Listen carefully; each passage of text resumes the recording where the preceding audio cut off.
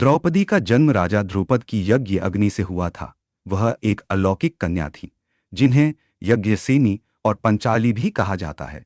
द्रुपद ने द्रोणाचार्य से अपमानित होने के बाद यज्ञ कराया था, जिससे उन्हें एक पुत्र धृष्टद्युम्न और एक पुत्री द्रौपदी प्राप्त हुई।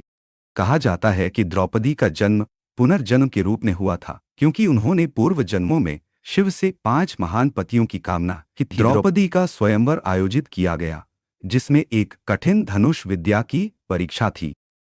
कर्ण ने जैसे ही धनुष उठाया, द्रौपदी ने उसे सूत पुत्र कहकर अस्वीकार कर दिया। अर्जुन ने ब्राह्मण वेश में रहकर यह परीक्षा पास की और द्रौपदी को जीत लिया। जब वे घर लौटे तो मां कुंती ने बिना देखे कहा, जो भी लाए हो भाइयों में बांट लो। मां की आज्ञा मानने के लिए द्रौपदी को 5 पांडवों की पत्नी बनाया गया। नियम यह बना कि एक समय में द्रौपदी केवल एक पांडव की पत्नी रहेंगी और अन्य 4 भाई उस समय उनसे दूर रहेंगे। जब पांडवों ने इंद्रप्रस्थ बसाया, युधिष्ठिर ने राजसूय यज्ञ किया। इस दौरान दुर्योधन ने पहली बार पांडवों की समृद्धि और द्रौपदी की सुंदरता को देखकर ईर्ष्या की भावना पाली। दुर्योधन ने चालाकी से युधिष्ठिर को जुए में बुलाया। युधिष्ठिर सब कुछ हार गए, राज्य, भाइयों, स्वयं को और अंततः द्रौपदी को भी। द्रौपदी को भरी सभा में खींचकर लाया गया और दुशासन ने उनके वस्त्र उतारने का प्रयास किया। द्रौपदी ने कृष्ण को पुकारा और चमत्कारिक रूप से उनका चीर बढ़ता गया। सभा में किसी ने उसका विरोध नहीं किया। यह घटना महाभारत युद्ध की सबसे बड़ी प्रेरणा बनी।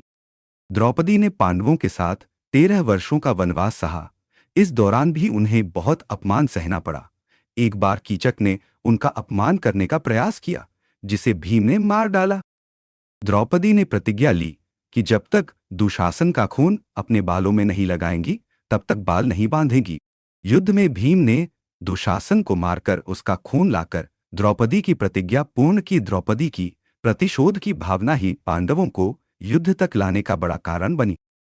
महाभारत युद्ध के बाद पांडवों ने राज्य छोड़कर हिमालय की ओर प्रस्थान किया।